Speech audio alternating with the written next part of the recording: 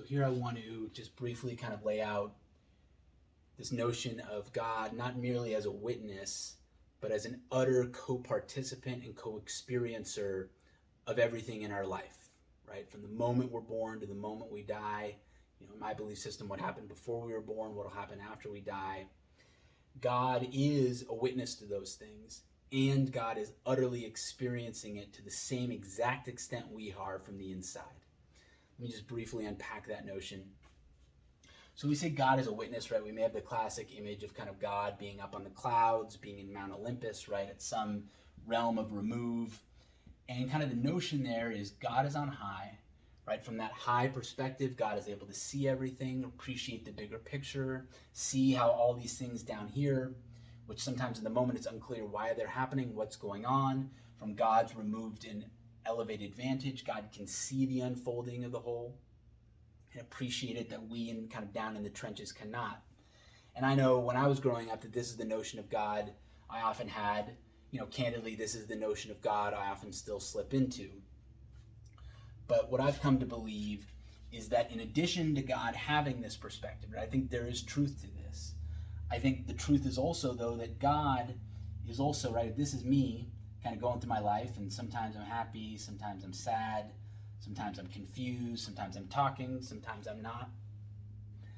That every single bit of that is God, right? Every single bit of me and every aspect of what I do, right? Every time I've gone to the bathroom, every time I've showered, every time I've spoken in public, every time I've sat down to take a test, every time I've scratched my ear, even the subtle things, right? The little twitches of my eye, what I see in my mind's eye, little flashes and flickers of things, little temptations, kind of muddy waters inside of, kind of half-baked thoughts and urges. God is all those things, and God is my experience of those things. I don't have an experience of it, right? My experience of it is not separate from God. God is experiencing it in its entirety, not just like with me, but as me, right? I am God experiencing those things, and any human being, I think anything in existence, could stand up and make that declaration and be equally and utterly right. And so the image I want to kind of have here is like, what may be tempting is like, okay, well, here's me, and maybe God is kind of like this like force field or something around me, right? Maybe kind of like an aura. And again, in my belief system, I believe that's actually true, that we do have an aura, right? Kind of an emanation of our spirit from which the body forms. And I believe God is that. But the mind will keep playing this trick where it keeps trying to push God off of itself. Keep trying to say, okay, maybe God exists, right? I'll go with you that far, right? I'll take that step on the bridge. But I'm not going to go the next step of saying that God is utterly coextensive and utterly coexisting. And again, not just from a remove and not just in some fuzzy warm layer around us, right? As our actual selves, right? As our fingernails, right? As our snot, as our chests, as our organs, right? Name it. It's God. And then the experience we have, what we call a life, our life stories, the combination of memories and narratives we tell about ourselves, right? That form our personality, that form our sense of self, our character. That this is all God too, that there's nothing we can do that, maybe we think it's too artificial for God, it's too fluffy, it's too contrived, right? And all of those things are, again, attempts of the mind to try to distance God from the situation, to distance God from the experience, because the mind, right, and the ego part of the mind have this notion that they can have an existence separate and apart from everything else, right? That they have a wholeness and a completeness utterly independent on other people, right, on the earth, on the universe, and, right, if you believe in God, on God too. And what's kind of wild about that is the ego will then present evidence in support of its notion, saying, well, you know what, there's no way God would have done this, right? And I'll point to a shameful example from our past, something we did that we deeply regret, for example. Or it may say, God, think about all those times, Freudian slip, think of all those times when we were bored, right? We were sitting at the DMV for 45 minutes and our phone was broken, so we were literally just kind of like twiddling our thumbs and looking at the screen and going around. There's no way God, all-powerful being of the universe, creator of all, would willingly choose to be a part of that. And the truth, as I understand it, is we actually have that completely backwards. That situation would not have existed if God, from God's position of omnipotence, right, omniscience, I always trip up on these omniscience, omnipotence, omni-loving, omnipresence, right? If God didn't utterly will and want that to be, right? And not as like, oh God, I'm kind of bored or I'm hungover, so I need kind of a placeholder thing. Let's park Joe at the DMV for an hour and a half with a broken phone. Like almost the exact opposite. God, from a place of unbridled enthusiasm and love and creative expression, is creating all these moments, right? The good, the bad, the ugly, the boring, all of it. And not just, again, creating it and then kind of aloofly observing from afar with kind of this serene grin, saying everything's okay. Again, I think there's truth to that. I think we can't experience God in that way. But I think what we then so easily lose sight of, right, and then keep forgetting or keep thinking that can't possibly be true, is that God is utterly the entirety of what we are, right? And everything we experience, everything we sense, everything we feel, all our mental activity is God. And then God is also, right, this kind of conglomeration we call ourselves, which is the being that has been living in this life, operating this body, has these memories, has these experiences. And I don't know, I just keep feeling in myself this belief like, well, okay, yeah, God can be the mountains and the eagles and the clouds, but there's no way God is me sitting on the toilet. There's no way God is me stuck in traffic, scratching my ear idly with kind of a twitching eye, remembering the past. And I think God up here is just smiling because the truth is just so much simpler and yet harder to believe, which is that we have not experienced anything that isn't God. Right? And we ourselves and the experience we're having is all God. Right? And it's kind of like if you had point and name, literally like you cannot point in any direction, right, and name something other than God. And in fact, the act of pointing and the asserting of God is God too, right? It's all encompassing, kind of all swallowing. And what I hope this provides, I know for me, like I hear that and I feel kind of like I've been spied upon. Like, is it like voyeuristic? And I think that's only because we had the false notion that we were ever alone. We had the false notion that we were operating, right, on our own. We were the only witness to what was happening. Say let's say we got lost in the woods or something like that, right? That we were the only ones who were there. It was just us. And again, I think sometimes there's this romantic notion of God, being behind us, kind of in a guardian angel position, looking over us and carrying us. And again, there's truth to that. I think that's true. But a lot of times those games where we're looking for kind of the glorified version of God is also a way for the ego to take our eyes off the prize and to realize that we ourselves, right, in our very beating human hearts, are literally God, right? Aren't just like an expression or reflection or made in the image and likeness of God, although they are. They are literally, right, to the fiber, to the cork, to whatever corks are made of, right, is God. And so if we remember, like, we hear the phrase, as God is my witness, right? As God is my co-participant, right? As God I am, right? And then proceed with your sentence. And notice, this doesn't change anything, right? I didn't rapture up into the sky when I claimed this, right? It's always been the truth. It's just been a truth that we in our ego states deny because, again, that's what the ego does. That's just its nature. It is a separate self. The ego defines itself as being separate from anything else. And so as we kind of move more into a position of like a unity consciousness, right, an embracing of the interconnectedness of all that is, you may find yourself, kind of getting back into a space where we're talking about God in serious terms. I know for me, just 3 years ago, watch this video, I would have skipped it. I would have said, I want to hear about God. I don't want to hear about any of that stuff. And, in that time, my beliefs have changed rather radically. A lot of, different experiences have led to my mindset going from that kind of atheistic position to this one.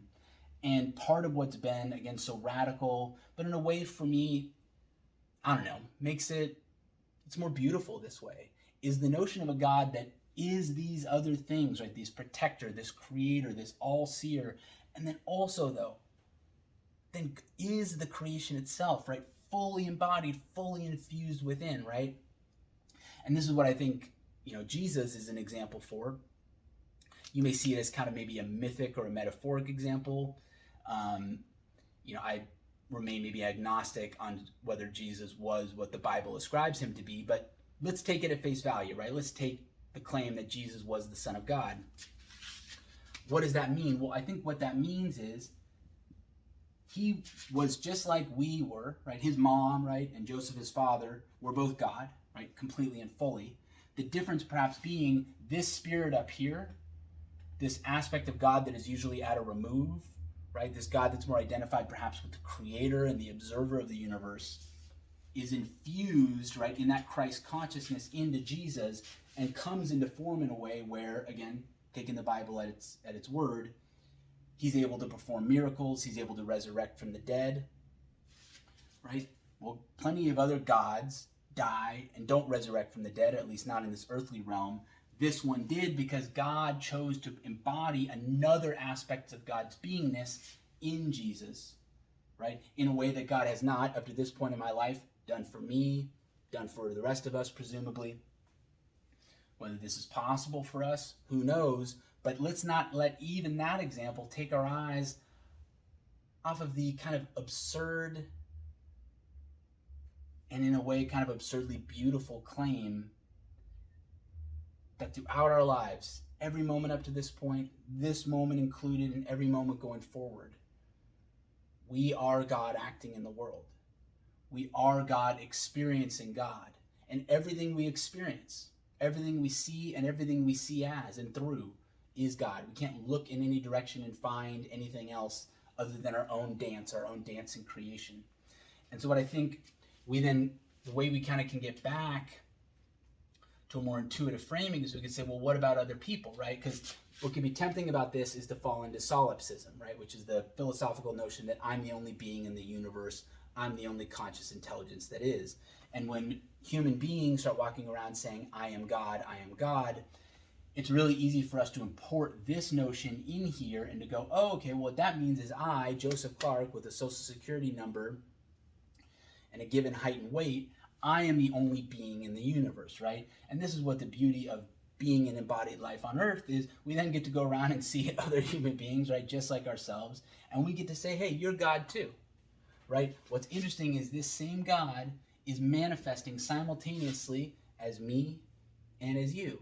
And one of the wild things about this God is this God undergoes this deep process of forgetting in here, right? I'm using these kind of wriggles to represent what God does from going from the being of creating of the universe down to these flesh and bone meat bags, if you will, walking around, giving ourselves names and talking to each other, is this deep, deep customized forgetting that we then get in here, and then we can tell ourselves other stories, right? That we're just, for example, evolved primates, that consciousness and spirituality are just kind of outgrowths of the brain, perhaps even delusions of the brain, things like that.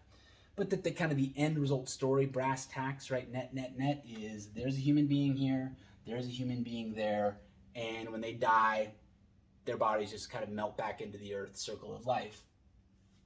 And the story I'm now hearing, right, again, just kind of in the past 3 years, is as true as that is, and as much explanatory power as that has, what's also true is that each individual human being, and every fragment of what is God, and that for God to have the experience of being able to go around as a human being and suffer and lose your car keys, right, and go through grief, God has to forget God's omnipotence. God has to forget being all-knowing, right? God has to forget being all-loving and all-present so that God can have these individuated experiences, right? To be able to go inside of God's own creation and fully inhabit it and fully experience what it's like to be inside of it and to not remember the full truth, to not remember the full picture. And so this kind of customized delusion, this customized forgetting, this customized ignorance is kind of like the blue pill that we as God, the creator of the universe, which we all are, right, is what allows us to then come down and to embody ourselves as me and as you. And to really believe that I'm not you and you're not me and that there isn't a common whole from which we emanate, right? And what I think is so beautiful about this picture is believing is no better than not believing. Right? If you're not believing in a given moment, like if you're hearing what I'm saying and you go, this is all nonsense, well, that's absolutely perfect, right?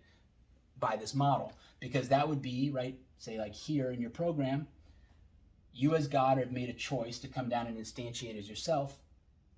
And part of what you've done is you've given yourself every experience in your life up to this point, including the experience you're having right now. This is extreme, like a code in the matrix, right? And the experience you're giving yourself right now is you're hearing that you're God and you're going, that's nonsense. I don't believe that.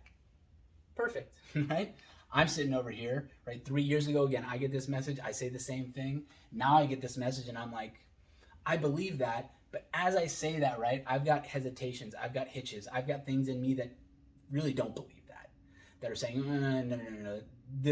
Maybe this part's of me. Maybe in this moment I was kind of close, but God, for so much of the rest of it, it's been so blah, blah, blah, blah, blah, right? Negativity, criticism, doubt, disbelief, delusion, all these things, right? Again, the perfection of God's creation, these are kind of you can call them poisons, the kind of computer viruses that we've put into our system deliberately, right? Not by accident, not by some corruption, not like we went behind a quarantine line by mistake and picked up something nasty.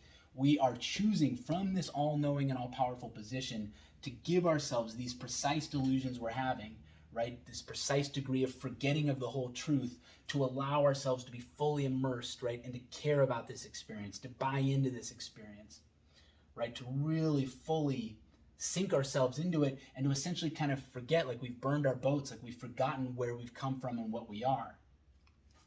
And my belief is that gradually what'll happen is when the time is right, God, the Creator, will start to unwind this forgetting, right? We'll start to unwind these delusions. And this is where I think first we have the ability to have an experience, perhaps like the one described in the Bible with Christ, where we as physical beings are able to embody our divinity more fully here on earth. And how that manifests, I mean, what can we from our current limited imagination even begin to think, right? Telepathy, telekinesis, I mean, these seem kind of like small potatoes compared to the potential of divinity manifesting on earth. And then I think what ultimately happens, and again, I got other videos on this, so I won't go into too far on it here, but is essentially we do rapture back into our whole creator state. Once the experience we came down into these bodies to have is fully done, right? We either in life or in the process of death, instead of being reborn into another body, right, to continue to have experiences over and over and over, right? This is kind of the cyclic existence described by Buddhism. At a certain point, we've had exactly the amount of experience that we, again, in our all-knowing, all-powerful state, decided to have, and now we're ready to essentially kind of take off the veil, remind ourselves the truth, and call ourselves back home. And God, what's just so hard to believe and to accept sometimes is when we're suffering tremendously, when we're going through trials in our life or trials in the inside, interpersonal struggles, interpersonal struggles, right? It's just so hard to believe that this is something that we're actually choosing for ourselves moment to moment. And even if we buy into that, it's hard not to believe that it's a choice being made, except perhaps under duress, right? Or as a compromise, right? It's like, oh my God, did I like make some terrible deal or lose some bet? And now like I'm having to endure this as my punishment for that, or some kind of karmic payoff for that. And karma and those things, I think, is a dynamic truth that's in here, but it's within this larger picture, right? The karma too is something that we are constantly creating for ourselves out of a spirit only of love, out of a spirit only of caring, and never with the goal to try to give us like, to kind of like give us a cold shoulder, to kind of like, put us in the room by ourselves and close the door with a cold heart, right? It's never done like that, right? It's always done from a spirit of love. And that's where some of that intense disbelief and denial can come from. Again, all part of the perfect design, is in the contrast between what we imagine we would do for ourselves in this state and what is actually happening in this state. And this is why faith is so powerful and why it has the way to flip the paradigm, right? We think, okay, well, what is paradise? What is perfection? And our mind immediately goes to thoughts of profound pleasure, right? Profound safety, right? Perhaps profound togetherness with the people we love. And then depending on where we're operating from and what we got going on in our egos at that point, maybe perhaps the acquisition of certain material goods, certain drugs, right? A mansion of a certain size, right? All these things. We start to think about heaven, and it's essentially kind of a hedonistic, palace combined with kind of peacefulness and serenity, right? So pleasure and serenity and alternation. Which again, from the perspective of a living human being, right, that evolved primate, it makes sense that we think of that way. What this perspective allows us to recognize, though, is if we're thinking that, right, again, it's part of our conditioning, it's part of our teaching here, and it's a reflection of the mind from which we're operating. If we operate from a faith-based paradigm, instead what we say is, I'm going to accept as true from the outset that what I'm creating for myself in this given moment is perfect, right? Is loving, is unconditionally loving, is actually, these words perfect and loving kind of only begin to describe, right? Because I humble myself and I say, even if I try to use the best imitation of a God mind that I can imagine, I really can't get back to this perspective. If I could, I'd actually be there, right? Instead, though, I've given myself this coil of conditioning, and that's affecting, right, deliberately, the ability of me to imagine what true heaven and true perfection would look like. So instead of using my imagination, because the danger here, right, is we then contrast that kind of hedonistic serenity with the world, and then we're dissatisfied. We say, God, this image I had of my huge mansion with my pools and all the food I want, my friends and family are there when I want them to be, and then when I get tired and fed up and I want to be alone, they go away, and then I've got like Netflix on a 90-inch television, and my favorite movie is always playing in one room, right?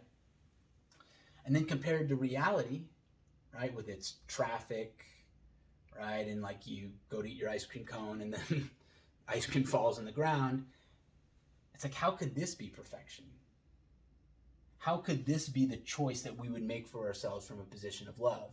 And the tricky part is, if we try to work up from the mind toward it, I don't think we can ever really get there, because it's always going to be in comparison to this fantasy we have of what we think it should be based on our human being and our human preferences. Whereas if we work from a faith-based perspective and we say, okay, I'm going to take at the outset that it's perfect and that it's loving, and really those words only begin to describe it, then what that does is it invites a shift in us to occur.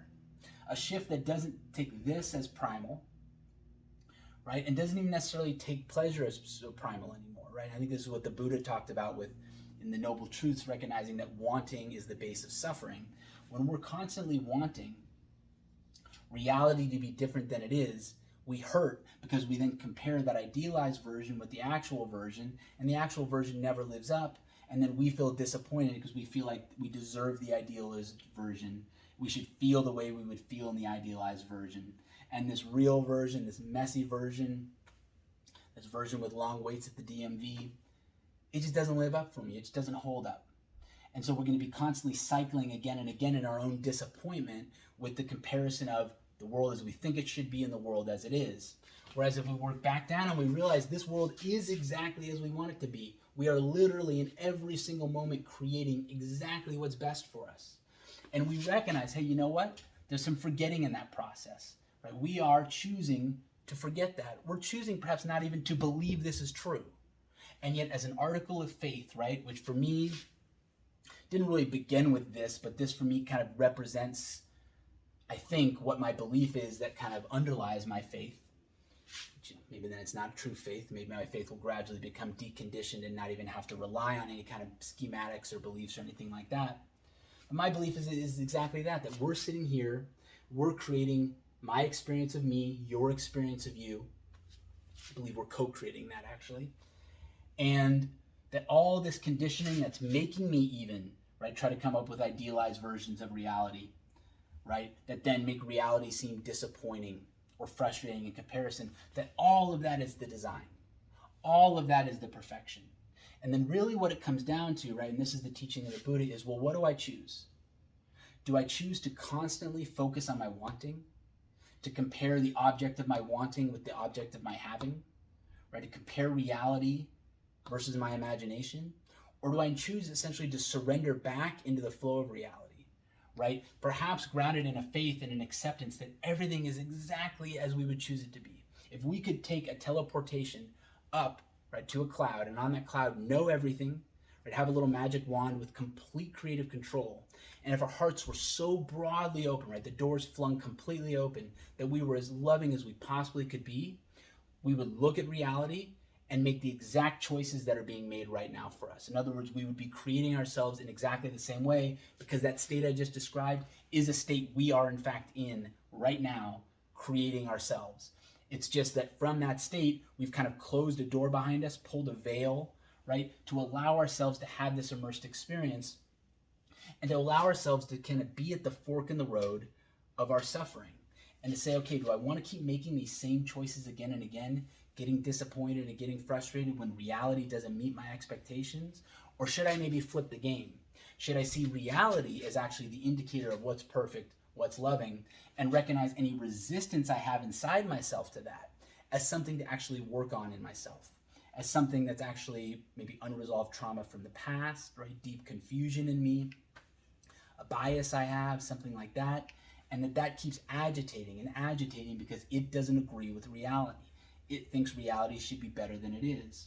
And so when I see that happening, instead of buying into that story and saying, well, screw reality, right? Getting disappointed, getting disaffected, deferring our happiness, saying, okay, well, I'll try to strive to be my best and to, be more loving down the road when reality is more loving to me, right? I kind of have to give before I get. I'm going to condition my showing up in my presence on reality, kind of giving me some of the goodies I want to feel good.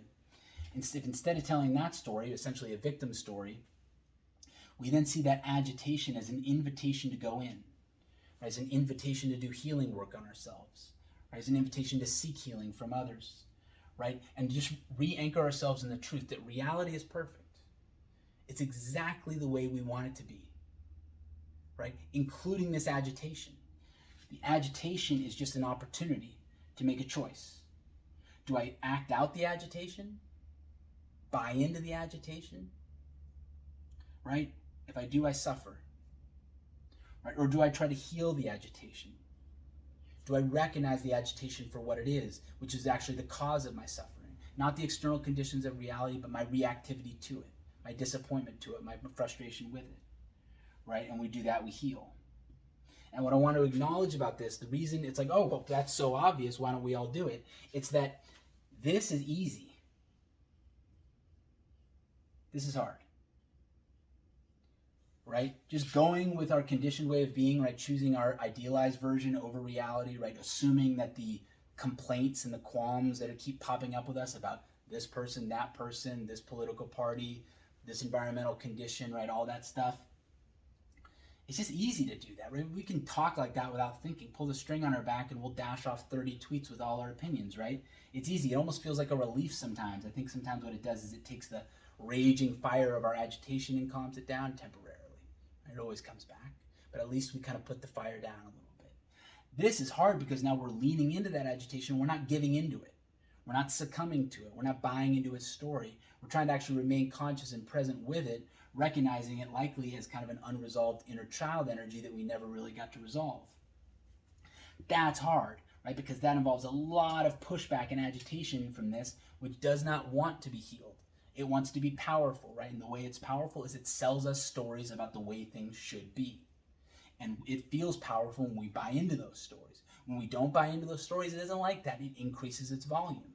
When we turn around and look at it and try to love it, it pulls out all the stops, right? All the blades come out, all the ninja stars, the dragon's breath, the scorpion tail, you name it, right?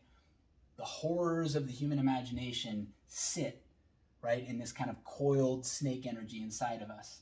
And it's really hard to stop doing our conditioned way of things, which is essentially live in a fantasy world and constantly see the world as one form of disappointment or another.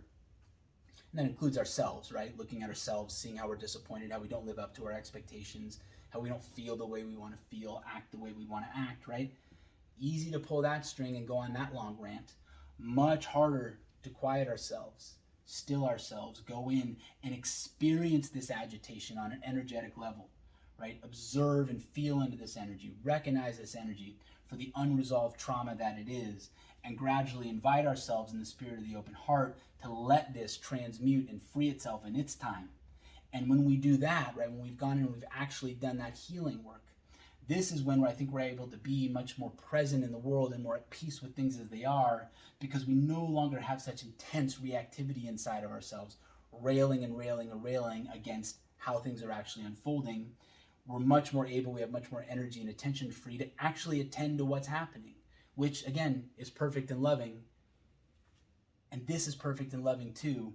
It's just from that position of the human brain that's trying to do the right thing, trying to get through the world, looking at others to take its cues on how should I be, right? Most of us are playing this game of listening to the agitation inside of ourselves, believing the stories it's telling us about how the world should be, how things should be so different than they are, how things should have been so different than they were, how it'll never be good enough in the future because this won't happen fast enough, they'll never change, right? I'll never change, right? All that agitation, we see other people playing that game and it reinforces it for us. And then us doing it reinforces it for them, right? It becomes our norm. If instead we flip that norm, right, operate instead from the open heart, take a conscious and conscientious approach to our inner agitation, recognizing it really as an opportunity for healing. As that healing work progresses, and ultimately, I don't know if it's ever really complete, but as it really progresses and we're able to clear more and more of those blockages in ourselves, this is where I see people who seem to me, you could use the word enlightened, but they're truly at peace in the world, right? They seem to be, God, unbothered, or if bothered, not for long. Right? They have a hard time taking their bother seriously because I think they've done such intimate work down here. They've recognized the bother for the crying baby that it is. And so instead of yelling at the baby or trying to shut the baby up or doing whatever the baby's ordering, they comfort themselves, right? They bring compassion to themselves. They bring comfort and compassion to that inner child energy, right? Inviting it to find calmness. And in so doing, they keep their mind and their hearts clear and open to embrace this perfect and loving reality that's always unfolding around us. And this is where I think we're able to get to a position that's more like unconditional love and unconditional peace.